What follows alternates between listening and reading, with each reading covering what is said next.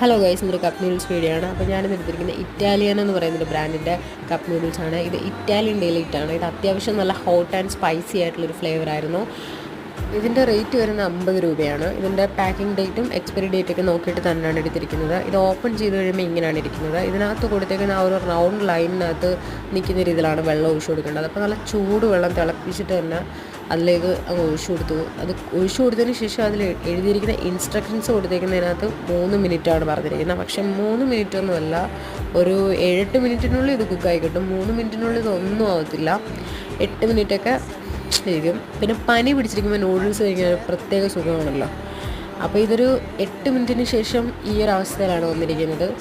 അത്യാവശ്യം ടേസ്റ്റ് ഉണ്ടായിരുന്നെന്ന് വെച്ചാൽ ഒരുപാട് ടേസ്റ്റ് ഇല്ല, എങ്കിലും നമ്മൾ വീട്ടിൽ കുക്ക് ചെയ്തെടുക്കുന്ന നൂഡിൽസിൻ്റെ അത്രയും ടേസ്റ്റ് ഇല്ല. പിന്നെ കറക്റ്റ് റിയാക്ഷൻ അറിയണമെങ്കിൽ ഈ മുഖത്ത് നോക്കിയാൽ മതി. അപ്പോൾ വീഡിയോ ഇഷ്ടപ്പെട്ടെങ്കിൽ സബ്സ്ക്രൈബ് ചെയ്യാം.